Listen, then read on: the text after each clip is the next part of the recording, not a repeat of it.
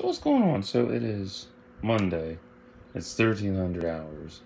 And I figured I'd do a book review. This is going to be a brevity run though, because this book is 334 pages. This is the Star Trek book, Strange New Worlds, Boldly Explained. So this covers everything Star Trek, from the original series to Star Trek Into Darkness.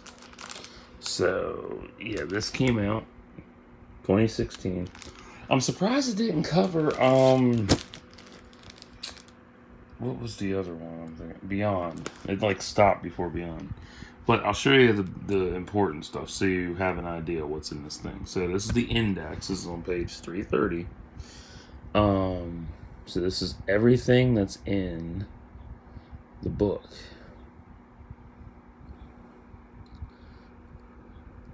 So, yeah, this is a good book, though. It's really, it covers everything. It's basically like a pocketbook. You know, if you remember the pocketbooks for, certain shows and stuff they were a lot smaller than this, but they were one of them small guides and stuff. And they gave you basically a brevity look over of the characters and all that stuff for the show. It was really cool. But this one's a lot bigger, and I don't really feel like going through the entire damn book. I'm just lazy today. But I figured I'd give you at least, you know, a good intro into this book. But yeah, this is a heavy book too, for its size, which is pretty impressive. But yeah, so if you like Trek, this is definitely up your alley. Like, this is your basic introduction to Star Trek, basically. It is better than the visual dictionary. Way better. But that also helps you too. What's all in this book is it gives you basically a synopsis on important events in Star Trek and the people involved and whatnot, as you can see here in the index. And I'll go over some of the pages so you understand what I'm talking about.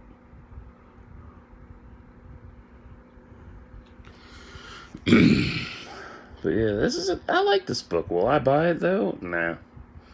I don't really need it that badly, because, I mean, I'm a dedicated Trek fan, but I don't really need everything Trek.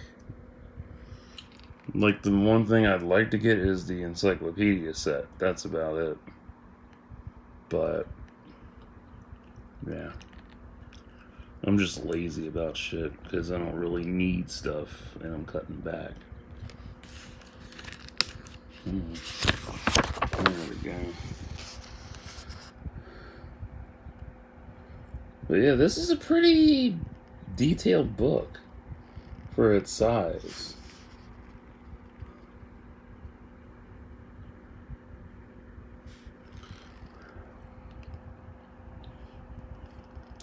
So,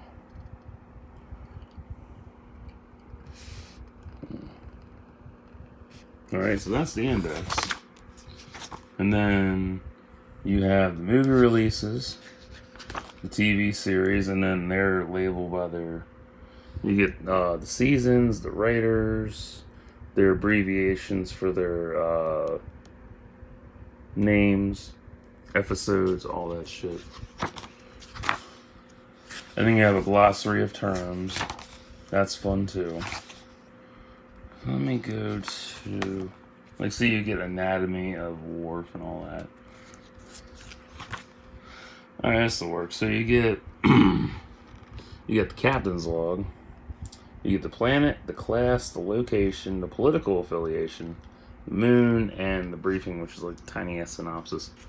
And then, you know, that's what it is throughout the book. You get all that information for for everybody involved.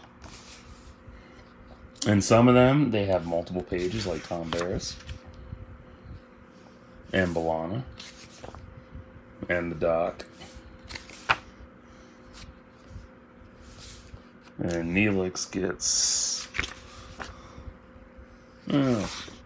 yeah, some of them get about 2 pages worth or so. And then also there's other stuff. You have his name, species created, activation, deactivation, creator, Starfleet division, and a briefing. And data, and then you also have quotes as well. And then you have highlights about him at the top.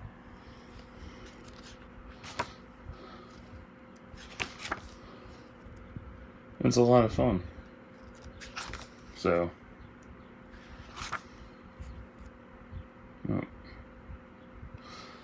then you have different faces of Kirk.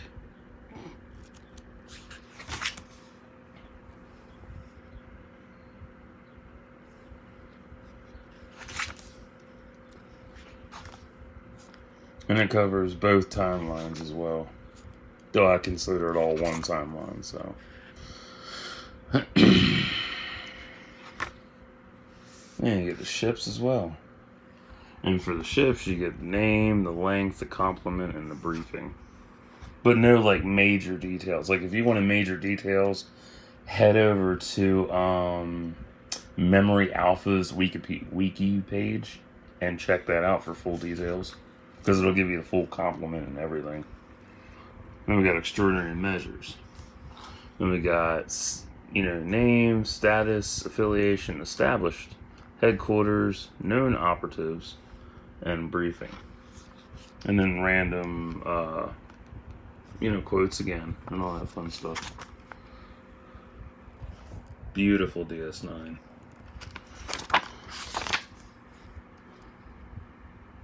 And then for, like, the Mirror Universe, one of my favorite parts of Trek, you got, you know, name, classification, political affiliations, notable figures, and the briefing for it. And that's just 2 pages worth. But, you know, you get your 2-page synopsis on what they did and shit.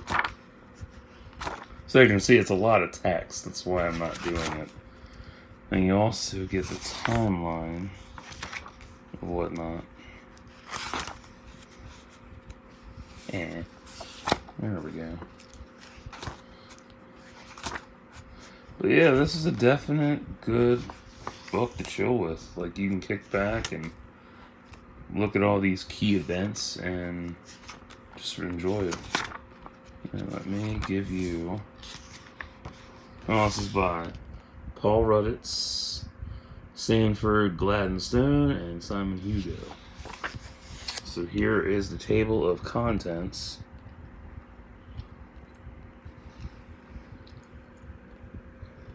So you know what to expect in this book.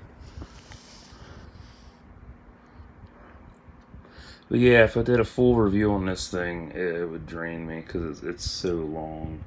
And normally I would, but I'm tired. I don't want to do other book reviews that are a lot shorter and simpler.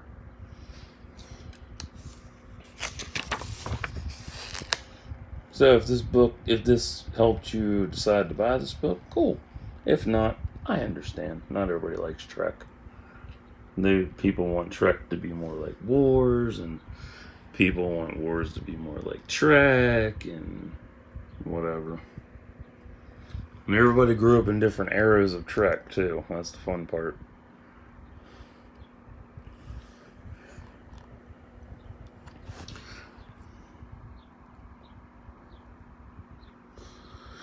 But, you know, this is a good book. I like this book, but I'd never want to own it. So, there you go.